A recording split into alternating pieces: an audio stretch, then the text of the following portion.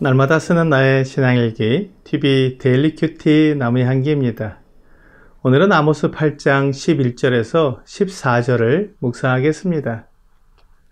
주 여호와의 말씀이니라. 보라, 날이 이를지라.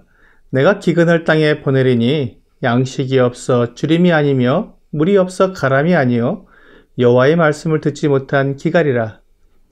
사람이 이 바다에서 저 바다까지 북쪽에서 동쪽까지 비틀거리며 여호와의 말씀을 구하려고 돌아다녀도 얻지 못하리니 그날의 아름다운 처녀와 젊은 남자가 다 갈아여 쓰러지리라. 사마리아에 죄된 우상을 두고 맹세하여 이르기를 다나 내 신들이 살아있음을 두고 맹세하노라 하거나 브엘세바가 위하는 것이 살아있음을 두고 맹세하노라 하는 사람은 엎드러지고 다시 일어나지 못하리라. 하나님께서 이스라엘에게 더 이상 하나님의 관용을 나타내지 않으시겠다고 말씀하셨습니다. 이제 하나님께서 이스라엘에게 말씀하지 않으실 것입니다. 이스라엘은 하나님께서 선지자를 보내시고 나시린을 세우셔서 하나님의 뜻을 또 하나님의 길을 말씀해 주셨지만 이스라엘이 그 모두를 거절하고 그들의 생각과 뜻대로 행했기 때문에 하나님께서 그들에게 더 이상 말씀하지 않겠다고 하신 것입니다. 하나님의 말씀이 전해지지 않으면 사람들은 진리를 찾지 못합니다.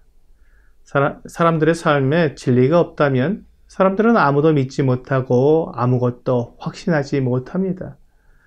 사람들의 삶에 거짓과 불의, 오해와 다툼만 남을 뿐입니다. 하나님을 믿지 않는 사람들의 삶을 생각해 보십시오. 서로를 속이고 빼앗고 이용합니다. 그 안에는 힘의 논리가 작용하고 있습니다. 힘이 있는 사람의 말이 진리가 되는 것입니다. 진실과 정의가 진리가 되어야 하는데 힘 있는 사람의 주장이 진리가 되기 때문에 모두가 힘을 가지려고 합니다. 이러한 혼란과 불의와 무법 속에서 사람들은 진리를 찾기 시작할 것입니다. 마치 목마른 사람들이 물을 찾듯이 그렇게 하나님의 말씀을 찾아 나서지만 하나님의 말씀이 없기에 진리에 목말라 하며 괴로워합니다. 진리를 찾지 못하고 진실이 사라진 곳에서 겪는 답답함은 이루 말할 수 없을 것입니다. 사람들이 하나님의 말씀을 찾기 위해 곳곳을 다니고 온 바다를 헤매도 하나님의 말씀을 발견할 수 없을 것입니다. 하나님께서 말씀하실 때 그 말씀을 따르고 순종해야 했지만 거절했기에 이제 하나님께서 사람들을 거절하시는 것입니다. 하나님께서 침묵하시면 사람들은 넘어지고 쓰러지게 됩니다.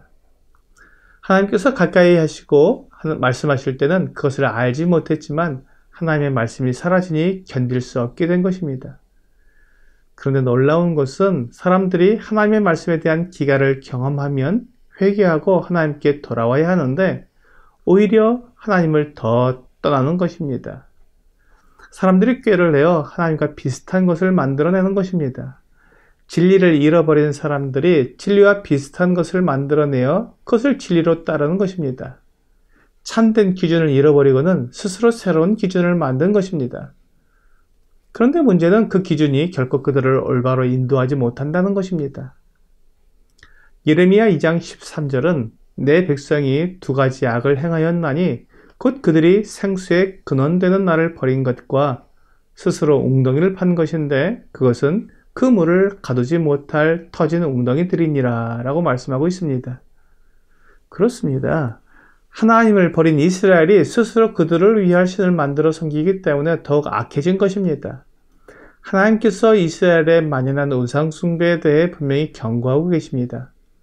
14절에서 다나 내 신들이 살아있음을 두고 맹세하노라 하거나 브엘세바가 위하는 것이 살아있음을 두고 맹세하노라 하는 사람은 엎드러지고 다시 일어나지 못하리라고 말씀하셨습니다. 단에서 브엘세바까지는 이스라엘이 거주하고 있는 가나안 땅의 북에서 남까지 전체를 일컫는 말입니다. 이스라엘 백성들이 단에서 브엘세바까지 모든 곳에 우상이 넘치며 거짓 신들이 차지하고 있음을 말씀하고 있는 것입니다.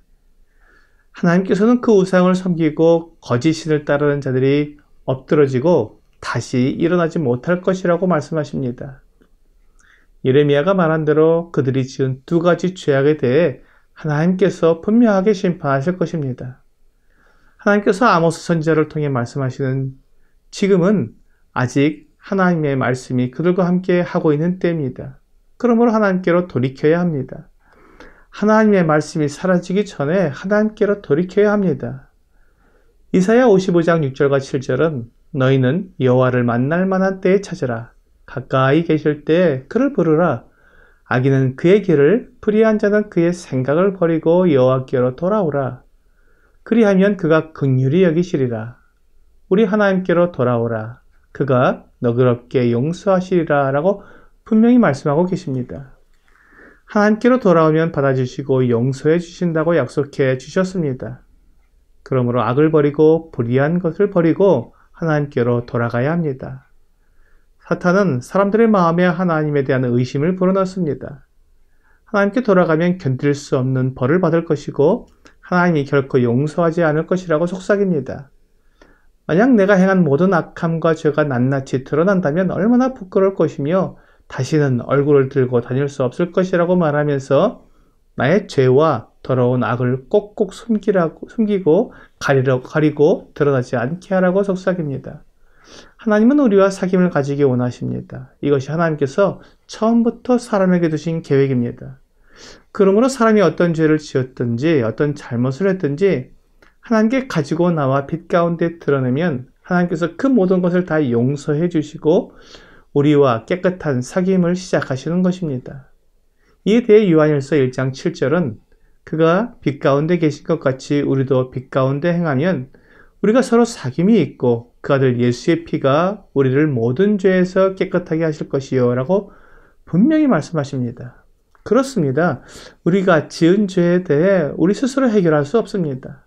우리가 한 모든 악한 행동에 대한 대가를 우리가 받게 된다면 우리는 영원한 형벌에서 결코 벗어날 수 없습니다.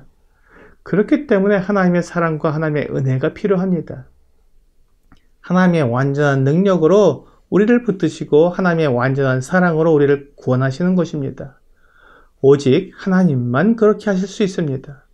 우리 주 예수 그리스도께서 우리 죄를 위해 대신 죽으심으로 우리의 모든 죄를 다 용서해 주셨으며 부활하심으로 우리의 모든 대가가 다 치러졌음을 확인해 주셨습니다. 오늘의 적용 질문을 보겠습니다. 당신은 하나님께 회개하여 죄 용서를 받았습니까?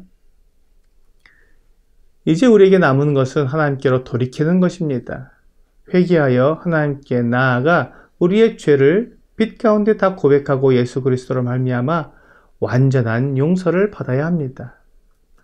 오늘 나의 죄를 가리거나 숨기지 않고 하나님 앞으로 가지고 나와 빛 가운데 다 드러내어 하나님의 영원한 용서와 구원을 경험하는 귀한 시간이 되기를 주 예수님의 이름으로 기도합니다.